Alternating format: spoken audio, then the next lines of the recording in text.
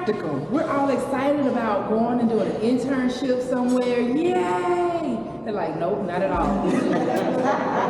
So one of the things that I hope you have learned about the program here and the faculty is we are very honest, we are very real, but we uphold a standard. So as much as we know practicum can be scary, it can be what feels like tedious and extra, it is a necessary part of your learning. It is one of the things that sets us apart as a discipline from other spaces. And so not to disparage any other discipline. As I say, we love our cousins and sisters and brothers in the human services and social services field, but there's nobody like a social worker.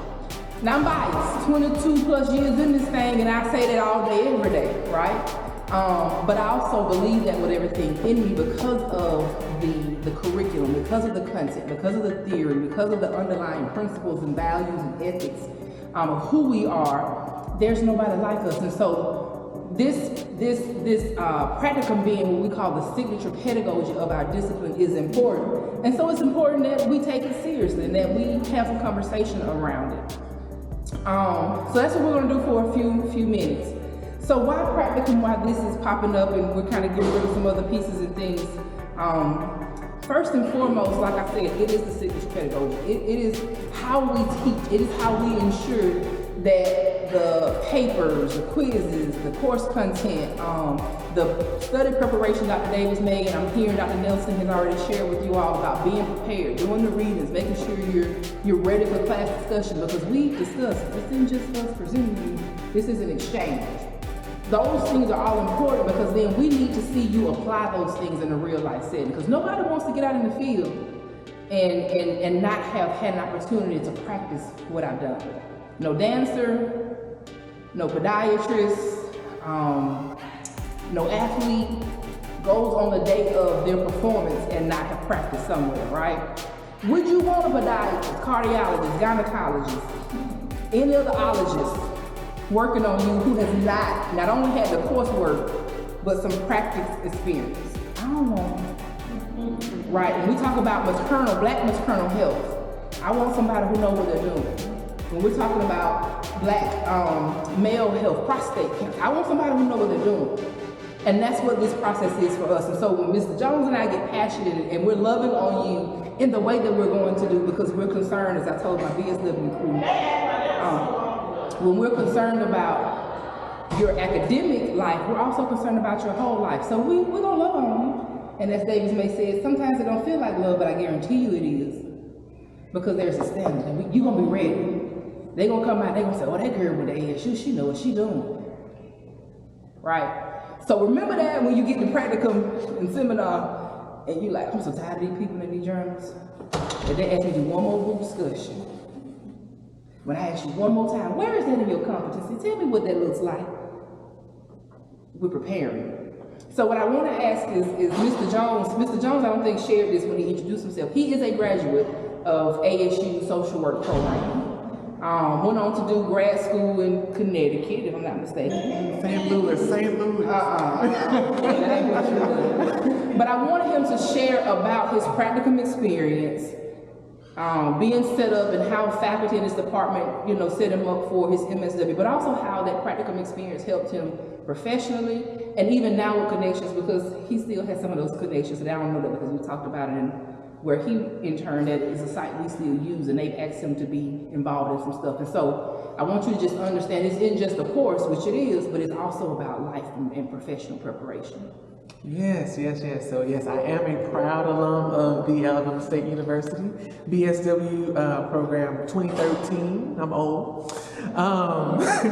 But no, it's amazing, and I always say this it's been an awesome experience being an alum and being able to come back and to pour into students and to sit in classrooms that I sat in and to be able to, again, give back to students in this way. When I was a practicum student in my undergraduate program, I interned at Helping Montgomery's Family Initiative, which, if I can shout out Jaslyn, she is actually employed there currently.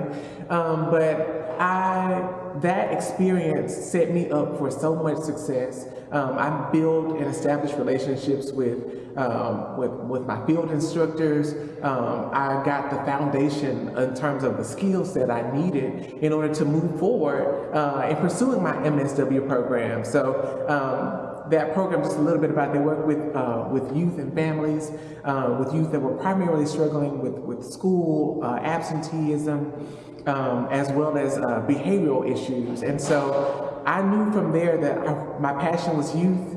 And from there, I pursued my MSW at one of the top schools, probably still, I don't know if it's number 1 or 2, but Washington University in St. Louis. And I went on to practice in school social work. I had to throw that out there.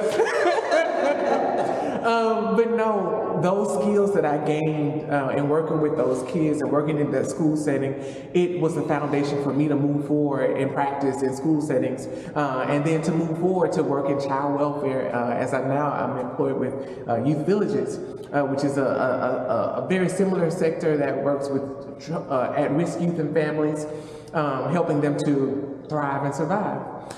So the connections that I made here within my program, within the students, within the faculty, and my practicum experiences, I had references for whatever I needed a reference for, and just again continued relationships. I still talk to my practicum instructors. We meet out, go whenever I'm in town. Like, hey, let's go to lunch. So the connections that you make matter, and they will set you up for success in the near future. Thank you. Mm-hmm. So again, we want you to hear that, because we recognize practicum is difficult.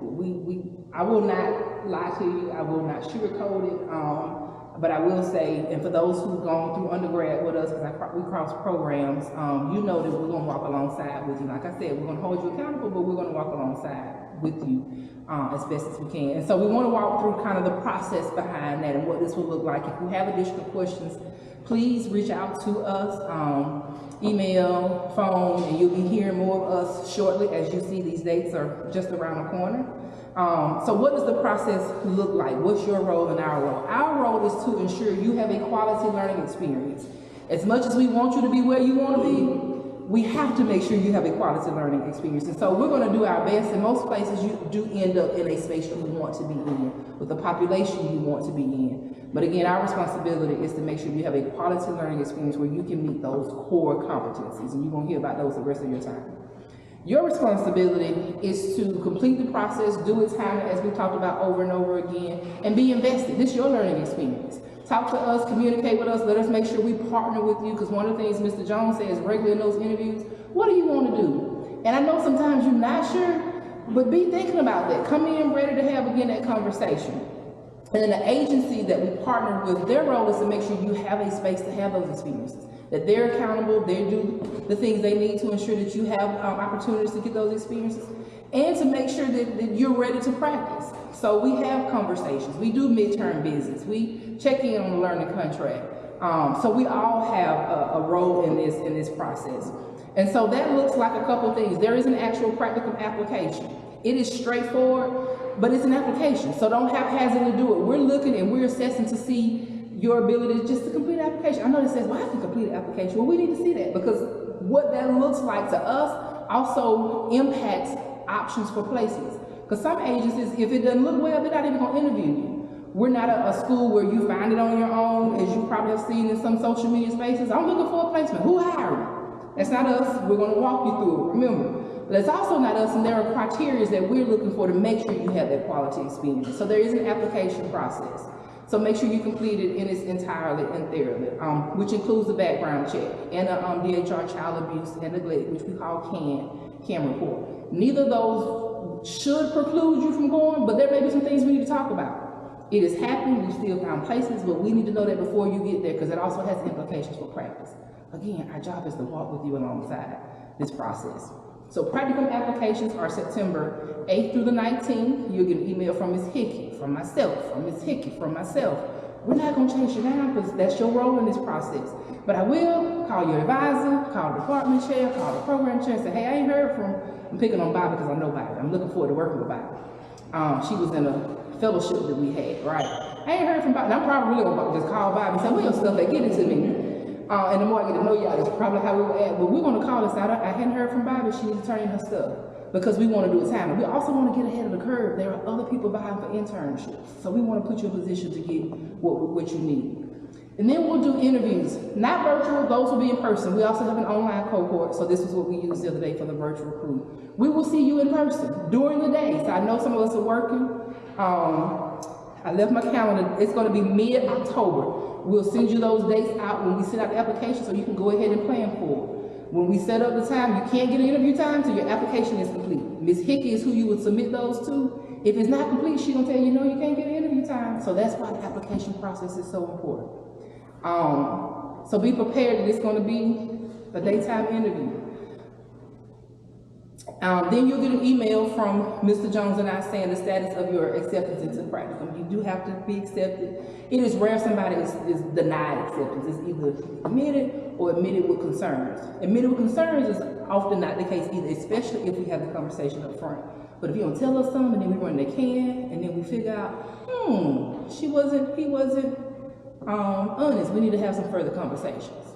But again, it doesn't necessarily preclude you from moving forward. We just need to have some honest conversation.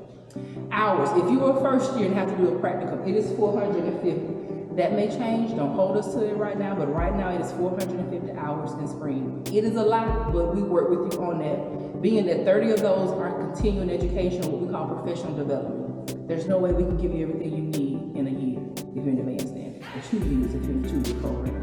So part of being a professional is seeking out opportunities to grow and develop. Trauma-informed services, crisis intervention, testifying in court. So we encourage you to start looking for opportunities to develop your skills and knowledge outside of the classroom, because you also have to do that for life and social work. If you're a concentration student, whether that's the second year or you're advanced standard, that is 500 hours. You also still have to do 330 of those professional development. Then there'll be in-classroom activities, there'll be other outside activities like we require self-care. That's one of the things that you're required to do. So if you go to the counseling centers, are you good? And you will get hours for that. I need to wrap up. I got you. Thank you. I saw your hand and made me look down. Thank you. So those are some of the things. Make sure you come prepared. Dress professionally. Don't use AI. We're not looking to hear what chatbots, GTP, and all them people need to know about whatever. I need to know what you know about what we're asking you, right? Because they can't assess the client for you in front of you. That's cheating yourself. And we're just gonna send it back to you. Email, again, check that. Communicate. And be willing to have talked about and thought about, again, what areas you're interested in. See your advisor. Make sure you enroll in both courses when it comes into spring. And I'm gonna throw it back to Mr. Jones just to talk a little bit more about those interviews and what we're looking for. I know we're wrapping up so a minute, Mr. Jones, to kind of wrap us up around what to look forward to with those interviews. There is a seminar. We do engage in seminar. There are case studies and you meet clients based off of Mr. Jones and how we create people. So we're going to engage, so be ready. Interviews. Bring the best version of yourself. That's all I can really say. The interview is not a very intense process. It is very calming in there, right, Alan? And it's an opportunity for us to assess who you are and essentially where you want to be. You know, what is it that you hope to do with this degree? Because we want to align what you want to do with your practicum experiences, right? So bring the best version of yourself and have some ideas in terms of what population you hope to serve, what types of experiences that you're seeking to gain, okay?